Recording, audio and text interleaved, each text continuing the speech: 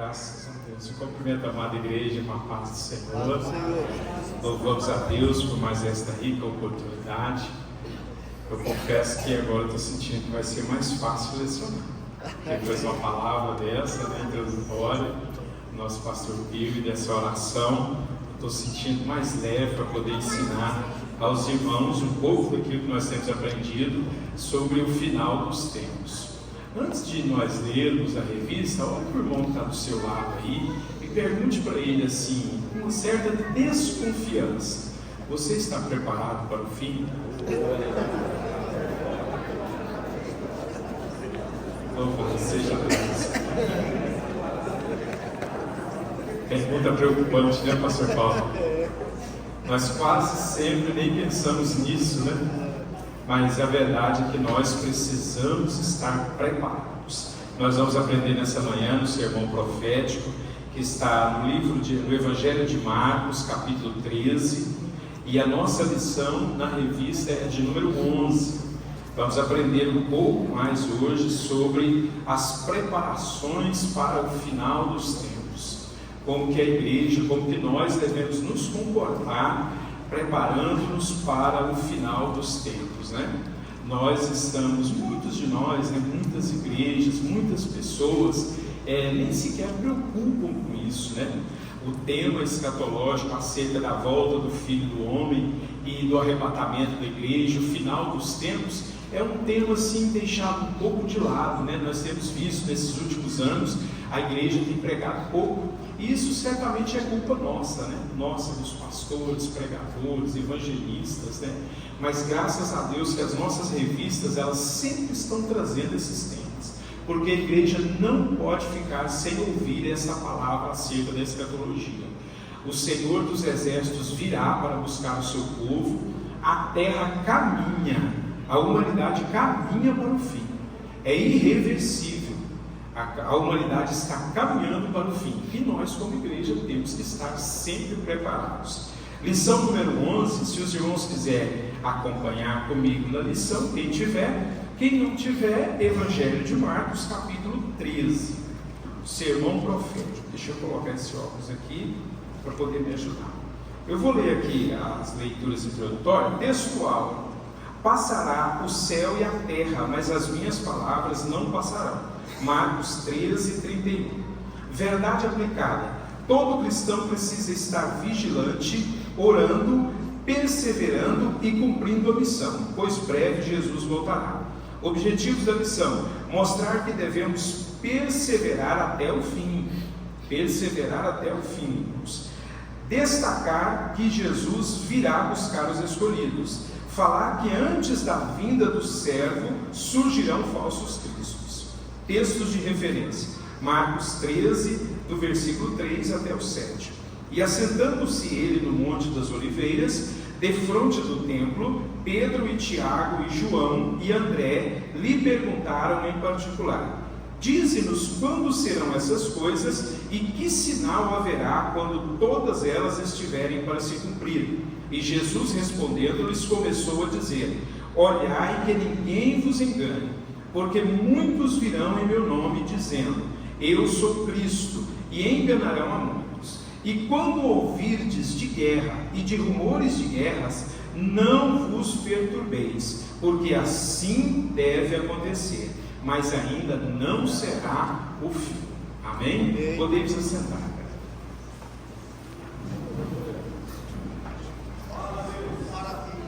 Meus irmãos, essa pergunta que eu iniciei a nossa aula dessa manhã é uma pergunta que deveria estar nos nossos corações, e foi a pergunta que iniciou a conversa, em particular, entre 4 dos grandes discípulos de Jesus, ou melhor, todos os discípulos de Jesus eram pequenos, mas depois se tornaram grandes, porque foram discípulos direto dele. Mas 4 do círculo mais íntimo de Jesus estavam sentados com ele, ao pé do monte, né, das Oliveiras, e eles já estavam admirando o templo. E um deles começou a dizer para Jesus o quão magnífico era o templo, né? esse templo que eles estavam admirando, eles estavam numa posição no Monte das Oliveiras, que eles tinham uma posição privilegiada para observar a arquitetura, não só do templo de Herodes, que Herodes havia reconstruído, como também todos os prédios da cidade.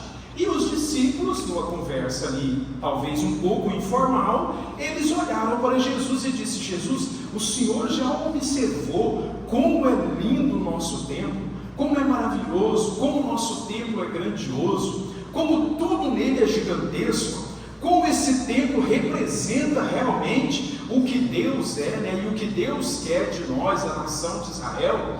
Aí veio uma segunda pergunta, né? Porque Jesus lançou uma palavra que lançou uma certa preocupação na cabeça dos discípulos.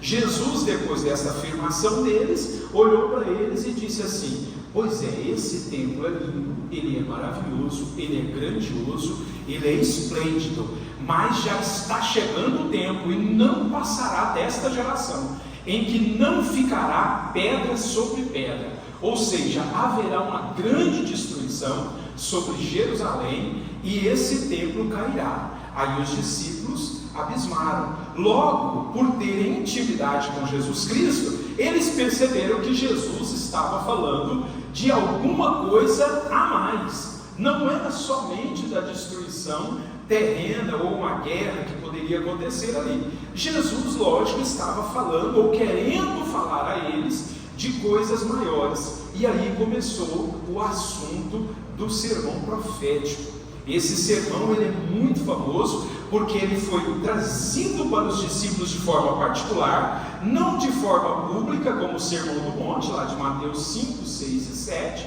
porque aquele era para o público. Esse, como era um assunto escatológico, Deus trouxe para os discípulos, só os mais próximos que estavam ali. E ele começou a trazer, irmãos, a revelar a forma como a escatologia iria se desenrolar. É necessário que a gente fale algumas coisas, poucas, sobre este sermão profético, antes da gente introduzir ou entrar nesta mensagem. Primeiro, o sermão profético não contém todas as profecias, nem todos os relatos acerca do fim. Ele é um preâmbulo, ele é uma introdução aos assuntos escatológicos. E Jesus Cristo vai usar, tanto no relato de Mateus, que é o mais longo, capítulo 24 e 25, como no relato de Marcos, que é o mais conciso, menorzinho, e no de Lucas, que é o mediano, que tem um pouco mais de capítulo do que Marcos. Jesus vai relatar algumas coisas sobre o fim. Veja que ele mesmo diz: é o princípio das dores, quando essas coisas vierem. Muitas pessoas, ao ler o sermão profético, eles querem entender todos os eventos escatológicos somente no sermão profético. Não, absolutamente. Ali Jesus está dando uma introdução e aguçando a mente dos discípulos e dos seus seguidores, para eles despertarem para a necessidade de estarem sempre vigilantes e sempre prontos, esperando a vinda do Filho do Homem, a segunda vinda de Jesus Cristo. E acima de tudo, todos os acontecimentos que viriam. A segunda coisa que nós precisamos falar sobre esse sermão profético é que há uma dúvida, até no meio teológico, se Jesus está falando da grande tribulação ou se ele está falando da destruição que houve pelo general Tito em 70 depois de Cristo. Meus irmãos, é consenso entre todos os melhores estudiosos, e eu estava consultando alguns comentários ontem, é consenso geral que Jesus está nesse sermão profético falando tanto de uma coisa como de outra. A Bíblia, ela trabalha, quando ela vai falar de profecias, de eventos futuros, é muito comum a Bíblia usar como algum evento que vai acontecer na esfera física ou que já aconteceu. A Bíblia usa isso como uma luneta, como que para propagar numa dimensão futura e espiritual. Jesus estava falando da destruição que viria sobre Jerusalém. Ele iniciou o assunto tratando de uma coisa física, humana, terrena, mas para apresentar um vislumbre do espiritual. E por que Jesus estava usando a destruição do templo, a destruição de Jerusalém, para introduzir essa conversa acerca do final dos tempos, acerca da grande tribulação, porque era uma coisa que os judeus entendiam muito bem. E Jesus, na verdade, quando ele citou a destruição do templo, Jesus queria trazer para os hebreus, os judeus, ele queria mostrar para os seus discípulos que o que ele estava profetizando já havia sido falado. E ao contrário do que eles pensavam, que seria algo novo, que viria uma destruição nova para libertar o povo de Israel, que viria um castigo, já havia acontecido lá atrás. Livro do profeta Jeremias, capítulo 7, Jeremias profetiza acerca da destruição do primeiro templo, construído por Salomão. Depois foi reconstruído esse templo na época de Neemias, e agora Herodes reconstruiu de novo esse templo.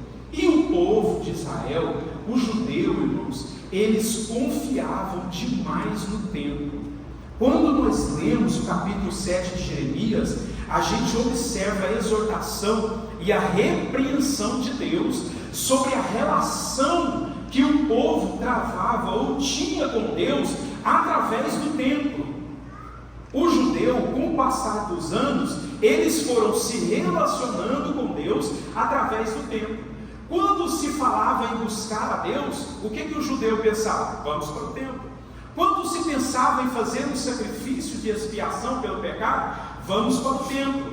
Quando eles precisavam fazer uma oferta de purificação, o que o judeu pensava? Vamos para o templo. E nesse relacionamento quebrado, nesse relacionamento sem entendimento, os judeus perderam a consciência do que realmente era importante. O que o discípulo estava dizendo para Jesus? Jesus, olha o templo, olha como é maravilhoso, olha como nós temos um lugar de adoração, olha como nós somos especiais. Jesus falou, olha, a destruição vai começar pelo templo. Por quê? Porque as pessoas estão relacionando com Deus, ou buscando uma relação com Deus, através do material, através do visível. E a relação verdadeira com Deus é espiritual. A grande briga do apóstolo Paulo, a grande batalha de toda a vida do apóstolo Paulo e de todo o ministério do apóstolo Paulo, não foi contra os romanos, não foi contra os gentios. Os gentios, a Bíblia diz que Paulo chegava e pregava. Houve uma viagem missionária do apóstolo Paulo, em que uma viagem só, ele ganhou mais de 1000 almas para Jesus. E os discípulos dele batizaram todas elas. A grande briga do ministério do apóstolo Paulo era para convencer os judeus que agora não era mais pela lei, que não devíamos nos relacionar com Deus por meio das coisas físicas, materiais, humanas. Nós deveríamos buscar uma relação verdadeira com Deus através do Espírito. Jesus, fazendo essa introdução, despertando os olhos dos apóstolos para o espiritual, ele começou a falar sobre o final dos tempos e sobre a necessidade de nós estarmos preparados. E antes ele apresentou alguns sinais, porque os discípulos fez para Jesus uma pergunta tripla. Eles fizeram 3 perguntas numa só, e Jesus prontamente a respondeu. Vamos olhar na nossa lição, o que o comentarista destaca. Ele não pode, lógico, numa lição só, trazer esse assunto. Ontem eu estava assistindo uma videoaula do pastor Ciro Sanches Zibote. Ele é muito bom em escatologia, tem vários livros, e ele estava trazendo uma live sobre esse sermão profético. E ele estava dizendo que um dia um aluno fez uma pergunta para ele, e ele falou, olha, eu vou fazer um estudo sobre isso. E ele estava contando que ele gastou 5 horas só para destrinchar parte do sermão profético. Então é muito complicado a gente tentar passar tudo numa aula só. Mas o comentarista ele trouxe alguns assuntos aqui que são muito importantes. E nós vamos estar observando eles nesta manhã. Primeiro, tópico 1, o sermão profético do servo. No item 1.1, ele fala o início do sermão. Aí ele explica aqui o que eu já disse para os irmãos nessa introdução, como Jesus fez essa introdução no humano para partir para o espiritual. Meus irmãos, é muito comum nós observarmos Jesus fazer isso muitas vezes na nossa vida. Quando nós começamos a nossa fé, nós temos essa relação com Deus, né? Todos nós tivemos no começo da nossa fé, alguns persistem em segurar. Nós temos esse erro, no nosso relacionamento com Deus. Nós nos relacionamos com Deus a partir daquilo que nós precisamos ou daquilo que nós podemos ver. Nós associamos Deus com coisas humanas, Como é que nós conhecemos a Deus e nos identificamos com Deus? À medida que nós vamos orando, pedindo bênçãos, pedindo coisas, e Deus vai realizando, Deus vai fazendo. Só que chega um período na nossa vida que nós precisamos amadurecer, nós precisamos conhecer como é que deve ser travado esse relacionamento com Deus. Esse relacionamento deve ser travado no Espírito, pela fé e através da palavra. É assim que nós devemos nos relacionar com Deus. Se nós quisermos conhecer principalmente as coisas futuras, coisas concernentes à escatologia. Jesus usa aquele templo como uma imagem, como uma figura, e aí ele começa a esclarecer para os discípulos: olha, o final dos tempos será assim. E aí Jesus começa a passar alguns sinais. O Evangelho de Marcos traz esses sinais de forma reduzida, mas o de Mateus, capítulo 24 e 25, ele traz 10 sinais que Jesus aponta para os seus discípulos de quais seriam esses sinais do final dos tempos. Então convém você ler lá o Evangelho de Mateus, quando você chegar na sua casa, prestando atenção nos sinais. Mas eu quero falar rapidinho aqui, sem ficar muito preso. Eu vou ler no próprio texto aqui e falar rapidinho, não vou comentar sobre eles. Alguns dos sinais que Jesus deu, talvez você possa identificar algum deles na sua vida. Talvez nós estejamos vivendo esses sinais aí do final dos tempos. A partir do versículo 13, aí abre sua Bíblia em Marcos 13, Jesus começa a dizer sobre esses sinais. A partir do versículo 4, vamos ler, só para adiantar mais. Dize-nos quando serão essas coisas e que sinal haverá quando todas elas estiverem para se cumprir. E Jesus respondendo-lhes começou a dizer: olhai que ninguém vos engane, porque muitos virão em meu nome dizendo: eu sou Cristo, e enganarão a muitos. Meus irmãos, eu estava lendo um comentário ontem à noite, e o comentarista estava dizendo que só no século que Jesus existiu, houve mais de 3 ou 4 Cristos que se levantaram, dizendo-se ser o Cristo e o Messias de Israel. Só no primeiro século. Imagina de lá para cá. Então o primeiro sinal que Jesus deixa para nós aqui, no período do fim, quando estiver chegando próximo do final da humanidade, um dos sinais claros: muitos virão dizendo que sou eu. Tente cuidado para que eles não vos enganem. E é um sinal claro, meus irmãos, muitas pessoas se farão passar por Jesus Cristo. Eles assumirão a posição de Messias de Israel, e será assim até nos dias da grande tribulação. E quando ouvides, versículo 6, versículo 7, e quando ouvides de guerra e rumores de guerras, não vos perturbeis, porque assim deve acontecer, mas ainda não será o fim. Guerras, rumores de guerras, nação contra nação. Aí no item 3 aqui, o comentarista do tópico 1, no item 3, o comentarista ele traz uma palavra muito boa aos nossos corações. O segundo sinal que Jesus aponta para nós é rumores de guerra. Meus irmãos, vocês sabiam, eu li há algum tempo atrás, eu não me lembro se num artigo, numa reportagem, eu assisti uma reportagem, existe acontecendo simultaneamente no mundo, simultaneamente, no último século, cerca de 17 guerras, ao mesmo tempo. São vários países em guerra, ora guerra por etnia, ora guerra por petróleo, ora guerra por dinheiro, ora guerra por poder, mas sempre há uma guerra. O mundo está em constante guerra, sempre tem uma nação guerreando contra a outra, uma pelejando contra a outra, seja por um motivo, seja por outro, mas o fato é que o mundo está em guerra.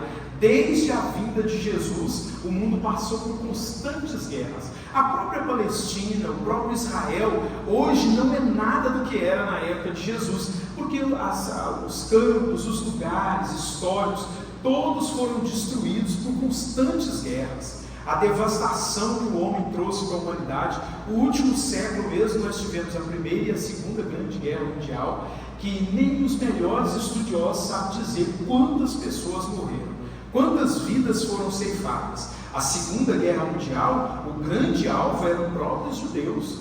Mais de 6 milhões de judeus foram executados nos campos de extermínios, homossexuais, pessoas de outras etnias que os alemães não gostavam. Então as guerras estão presentes, esse é o grande sinal, e nós precisamos atentar. Nós temos aí agora a guerra da Ucrânia contra a Rússia, mas nós temos os palestinos contra os israelenses, nós temos guerras financeiras, guerras econômicas, uma multidão de guerras. Veja que os sinais de Deus já apontam que nós estamos bem próximos do fim. Nesse tópico, nesse item 3, o comentarista ele fala uma coisa que é muito interessante. Olha o item 3, conflito entre as nações. Estudar sobre o sermão profético não é para resultar em terror ou em deixar que a mente fique inquieta. Entretanto, este tema é para despertar-nos para as verdades que breve ele regressará e que o seu povo deve aguardar, pois ele assegurou regressar uma segunda vez para levar todos os salvos para o céu e ajuizar todos os povos. Meus irmãos, olha que interessante. No meio desse sermão, no versículo 6, Jesus diz que um dos sinais será muitas guerras, nações contra nações, rumores de guerra. Mas no versículo 7, olha que coisa linda que Jesus diz.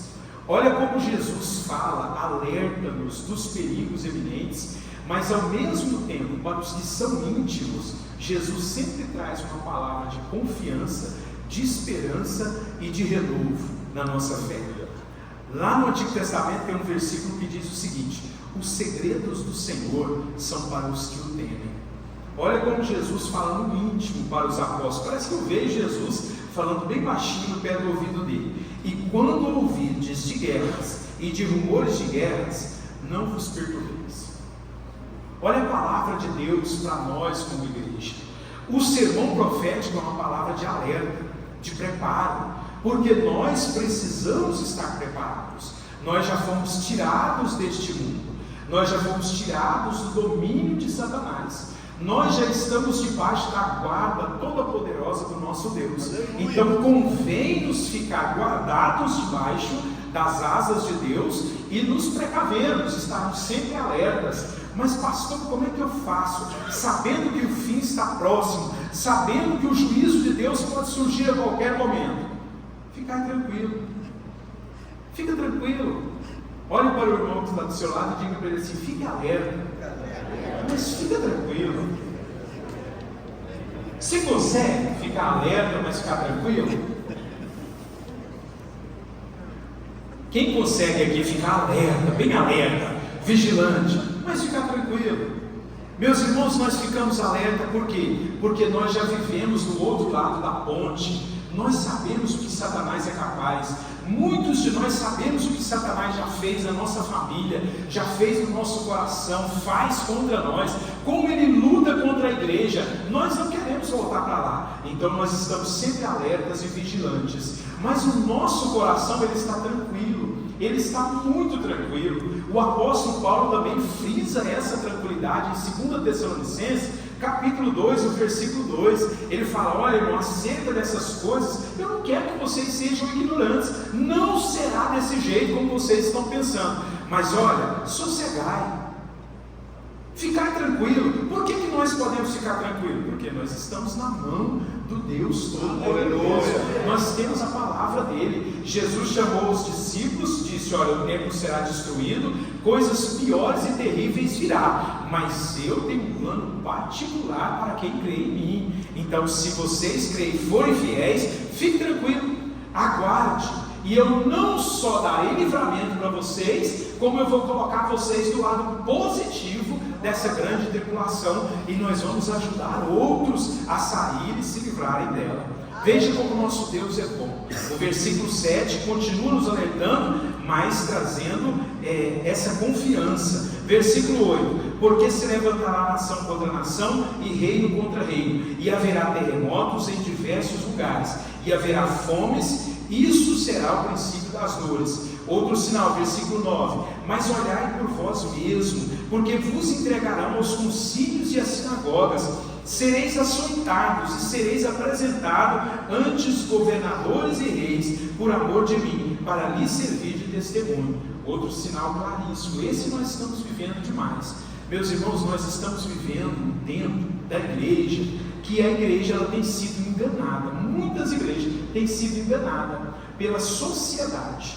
O que está acontecendo com a nossa igreja hoje? Muitos de nós estamos sendo queridos. Pastor André, nós estamos sendo queridos. Muitos políticos, muita gente famosa, muita gente da mídia está de olho na igreja, querendo aderir à igreja. Eles estão querendo vir para a igreja, porque está vendo as conquistas que Deus está dando para a igreja, e a igreja está passando a ser um objeto de desejo dessas pessoas do mundo. Mas olha que sinal que Jesus deu no final dos tempos. Jesus não disse que a igreja seria querida e seria amada. A verdadeira igreja, no final dos tempos, ela será odiada pelo mundo. A igreja será odiada. Jesus, certa feita, ele disse: olha, alegrai-vos, quando todos eles mentindo disserem todo mal contra vós, por causa do meu nome. Meus irmãos, uma característica de uma igreja santa, verdadeira, fiel, é que ela não deseja estar com o mundo e o mundo não deseja estar com ela. Porque água e sal, quando você coloca um no outro, ele vai se modificar. Quando você coloca o sal numa água, numa comida, ela vai se modificar. E o mundo não quer perder as suas características. E ele sabe que a igreja precisa dessa transformação. Olha o que a Rede Globo ou as mídias sociais estão fazendo. Eles estão tentando adequar ao máximo possível o discurso, a mensagem deles, para atrair crentes, para ouvi-los, para assisti-los, para ouvir as mensagens subliminares deles. O mundo está amando, está desejando estar com a igreja. Olha a época de eleição, meus irmãos, como que os políticos se comportam. Aonde que é o cargo principal deles, eleitoral? Eles estão vindo atrás da igreja. Muitas pessoas estão procurando os empresários cristãos, as pessoas bem-sucedidas. E quando as pessoas lá do mundo estão em depressão, estão em crise emocional, o que eles fazem? Eles procuram um pastor, eles procuram uma igreja, eles pedem uma oração, porque eles sabem que aqui dentro da igreja eles têm o que eles não têm no mundo. Agora, nós é que precisamos tomar cuidado com isso. Nós não podemos aceitar essa adesão. Nós temos que entender isso. Quanto mais santo nós estivermos, quanto mais perto de Jesus, mais detestados nós seremos, porque o mundo não aceita Cristo. O mundo não aceita. Jesus disse para os seus discípulos: se eles me perseguiram, imagine a vocês que são meus servos, e o mundo vai odiar vocês porque o mundo me odeia. E o mundo não vem para mim, porque eu sou a luz do mundo, e a luz tudo manifesta, e eles não querem que as obras más deles sejam manifestas. Então veja, um sinal do final dos tempos: o cristão verdadeiro e genuíno, ele vai ser odiado, ele vai chegar no lugar para comprar alguma coisa, ele será rejeitado. Se ele não tiver um crédito, se ele não tiver um nome, se ele não tiver um financiador, se ele não tiver uma inscrição, ele não vai ser querido. Meus irmãos, nós precisamos estar preparados para isso. Muitos de nós estamos sendo preparados ou preparando a igreja para receber essas pessoas. E é certo, nós precisamos receber mesmo, mas quando elas aqui vierem, nós precisamos mostrar a diferença entre o que serve a Deus e o que não serve. Entre o que vive em santidade e o que não vive. E essa luz deve brilhar em nós. Pastor, eu estou tão aborrecido porque depois que eu aceitei Jesus, depois que eu fiz um compromisso com Deus, minha família me rejeitou. Parabéns, meu querido, isso é um sinal da volta de Jesus e sinal de que Deus é com você. Pastor, os meus amigos, eu tinha tanto amigo, mas eu resolvi aceitar Jesus, agora eu estou vindo nos cultos, eles me criticam, eles zombam de mim, alguns estão me chamando de careta, estão zombando eles, querendo que eu pare de vir à igreja. Meu querido, continua firme, fica na posição que Jesus te colocou, e você vai ver as maravilhas de Deus. E a palavra de Deus para você é essa: não vos perturbeis. Ninguém mova vocês com palavra alguma. Permaneça no caminho do Senhor, porque a terra caminha para o fim e nós caminhamos para a glória. Nós caminhamos em obediência a Deus. Nós vamos permanecer. Outros sinais aqui, só para encerrar esse tópico 1, versículo 11: quando pois vos conduzirem para vos entregarem, não estejais solícitos de antemão pelo que haveis de dizer, mas o que vos for dado naquela hora, isso falai. Meus irmãos, outra característica do final dos tempos: essa perseguição acontecerá de forma coletiva contra a igreja e acontecerá de forma individual. Não estranhe se o seu patrão, em determinado momento, chamar você lá no escritório e falar para você assim: ó, eu não quero que você fale de Jesus aqui dentro dessa loja. Eu não quero que você atenda esses princípios que você tem. Eu quero que você faça assim, assim, assim, assado. Nós dirigimos a igreja em São Roque, no interior de São Paulo, e eu tinha um aluno no curso de teologia, e um irmão que congregava conosco. E ele veio de um outro ministério, ele veio da Deus e Amor. Os irmãos da Deus e Amor, pastor, é assim. Eu não sei como, mas eles conseguem ser mais crente do que nós, né? Mais rígido, assim, mais durão. Irmão, ele não negociava com princípio nenhum. Ele dava aula junto comigo, às vezes eu dava uma aula, ele dava outra. Ele fazia faculdade, ele trazia assim, os alunos, nós estávamos formando uma turma de básico, ele trazia uma lista de exercícios, assim como os exercícios do Enem, e ele pegava firme, o aluno tinha que render. E ele era assim, positivo mesmo. Os princípios bíblicos cristãos, ele não abria mão de nenhum. Aí um dia estava desempregado, passando uma crise, ele conseguiu um emprego numa loja. E aí quando ele chegou lá na loja, no primeiro dia de vendas, né, foi passar com o diretor dele lá. E aí o diretor já passou as regras: você tem que fazer assim, assim.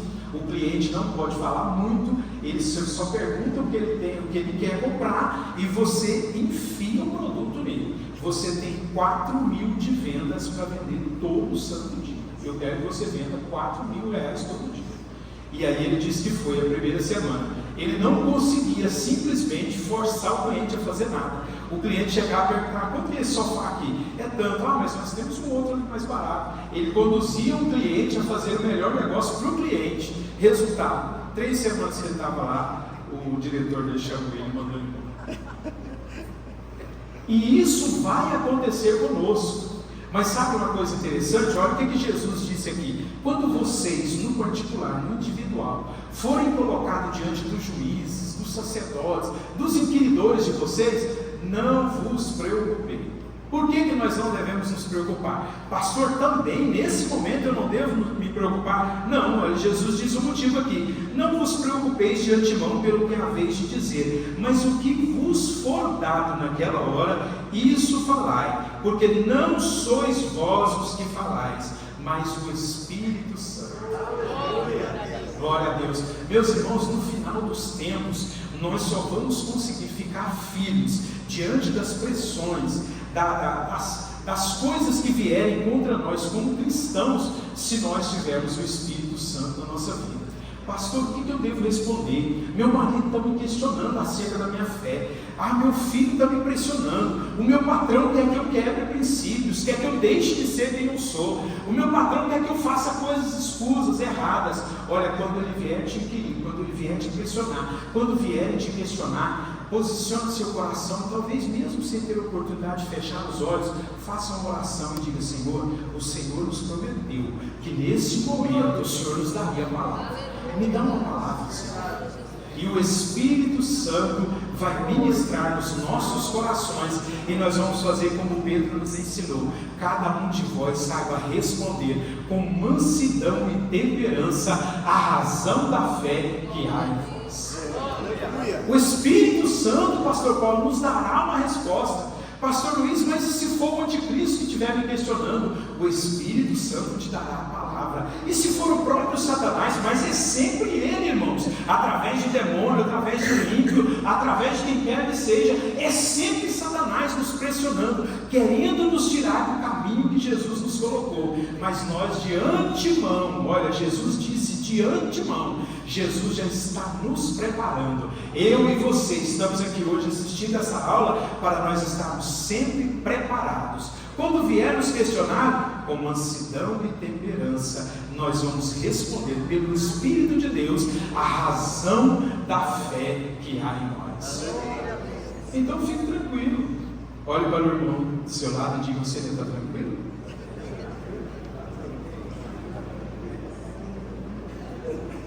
O pastor que nos pregou na terça-feira, ele trouxe uma palavra sobre o equilíbrio, ele falou muito sobre o equilíbrio, e como é importante isso na nossa vida, né? Nós ficamos em pânico, às vezes nós ficamos com medo, nós temos medo de tanta coisa, né, irmãos? Eu fico pensando assim, eu converso com pessoas que têm medo de uma conta que tem que pagar amanhã, e eu quero me incluir no meio deles. Às vezes a gente tem algumas contas que a gente pensa assim: meu Deus, essa o senhor não vai dar conta de prover. Essa, cara, o negócio surge assim de um lado, você vai dormir sem a conta e no outro dia você tem ela. Às vezes você tem problemas, né? Ontem eu liguei para o meu filho, melhor, ele ligou para nós. Sempre no sábado à tarde ele liga, a gente fica conversando, brincando com a nossa netinha lá. E aí ele falou uma frase, pastor, uma frase que ele falou. Nós conversamos quase uma hora, eu, minha esposa e ele. Aí o Samuel entrou na conversa também. Uma frase. Ele está em Londres. Já tem 2 anos e 8 meses que ele está lá. Saudade enorme, né? Aí ele liga todos os dias, manda vídeo, passa notícia. E uma frase que ele disse, me deixou assim profundamente inquieto. Ele falou: pai, nós estamos bem. Eu perguntei: como está de trabalho? Meu filho está trabalhando? Não, pai, tem bastante trabalho, tudo. Mas eu e a Gabriela, nós estamos assim meio perdidos. A gente não sabe se a gente vai mais para frente, se a gente tenta construir alguma coisa aqui, se a gente volta para o Brasil. Nós estamos orando. Eu falei: pronto, meu filho, se você está orando, fique tranquilo. Nós também estamos orando, nós pedimos oração para vocês na igreja. Eu estou orando todos os dias, sua mãe, nossa família está orando. Fique tranquilo. E aí depois eu fiquei assim um pouco perturbado com essa palavra, porque é ruim a gente ver um filho da gente, né? Dizer: eu estou meio perdido. Porque a gente, muitas vezes, nós estivemos perdidos e ficamos muito ansiosos, sem saber para onde ia, né? Mas aí eu ministrei essa palavra ao coração dele, e depois à noite, preparando a lição, eu me deparei com esse texto, e eu fiquei com essa palavra no meu coração. Meus irmãos, haja a visão que houver, haja a profecia que houver, nós precisamos aquietar o nosso coração e confiar naquele que é todo poderoso. Nós sabemos que essas coisas vão acontecer mesmo, nós estamos no meio delas, porque nós temos que salvar outras pessoas, mas nós não podemos nos precipitarmos, ficarmos ansiosos, preocupados. Não importa o seu problema de amanhã, o que importa é que o nosso Deus já está cuidando dele. Quando nós chegarmos lá, o nosso Deus já está lá, e a solução certamente virá. Tópico 2, o sermão profético continua. Ele vai trabalhar aqui nesse tópico 2 a necessidade de apressar-se. Deus estava falando, né, Jesus Cristo estava falando com os seus discípulos a respeito deles se apressarem, né, estarem sempre com esse sentimento de urgência, pregar a palavra, levar o testemunho de Cristo por todos os lugares, para que as pessoas se arrependessem, porque o fim viria, o fim está próximo. Eu já disse aos irmãos aqui que há 2 tipos de fim, né? O fim que vai acontecer para a humanidade e o fim que acontece de forma particular para nós. Nós nunca sabemos quando nós partiremos, então convém-nos apressarmos, né? Cuidarmos disso. O item 2 do tópico 2, a soberania de Deus, ele vai falar sobre esse poder, né? Os discípulos deveriam descansar, mesmo sabendo de todas essas coisas ruins que viriam, os discípulos deveriam descansar por causa dessa soberania de Deus. Meus irmãos, uma coisa que fica bem clara em todos os sermões escatológicos, em todos os textos escatológicos, quando nós lemos eles com profundidade, com desejo de estudar e aprender, é que eles trazem um alerta para a nossa vida, mas ao mesmo tempo eles nos mostram a soberania de Deus, o poder triunfal de Deus. É importante que nós entendamos isso. Meus irmãos, mesmo que alguma coisa ou algumas coisas passem da hora ou saiam do controle, nós precisamos entender que das mãos de Deus nada sai. E isso precisa ser uma verdade. Não pode ser só uma frase dita de boca para fora. Nós precisamos ter essa consciência. O nosso Deus, Ele é todo poderoso. Ele faz tudo. Ele faz o possível e o impossível para socorrer e ajudar a sua igreja. Então nós podemos descansar. Pastor Luiz, o fim está próximo? Está aí. Nós estamos já vivendo o princípio das dores, mas o nosso Deus está no controle. Nosso Deus está no controle absoluto. E no tópico 3 ele vai falar sobre a necessidade de nós vigiarmos. Além de estarmos alerta, nós precisamos estar sempre vigiando. Meus irmãos, numa outra oportunidade, eu vou trazer uma relação que eu fiz aqui para os irmãos, uma outra oportunidade, não convém nos entrar, porque eu já vou devolver o microfone, de 12 coisas que Jesus disse que nós precisamos vigiar no final dos tempos. E pasme você, se nós formos cumprir tudo o que Jesus falou, e nós temos que cumprir, nós não podemos descansar o nosso espírito em momento nenhum. Nós temos que estar sempre vigilantes, e nós precisamos prestar atenção nesses sinais. Que Deus nos ajude, que Deus nos dê um espírito de vigilância, e que nós possamos cumprir a última palavra desse capítulo 13 aqui de Marcos. Os irmãos observaram qual foi a última palavra que Jesus disse? Vigiai. Meus irmãos, vigiemos. Vamos estar atentos. Cuidado com o mundo, cuidado com os falsos profetas, cuidado com os falsos pregadores, com as falsas mensagens, com as falsas igrejas. Cuidado com a sua carne, cuidado com os seus olhos. Vigilância total, o tempo todo. Pastor, mas assim eu não descanso espiritualmente. Nosso descanso está na oração, está em Deus, na presença do Senhor. E aí o resto do descanso, na glória, nós o teremos, em nome de Jesus. Que Deus abençoe os irmãos.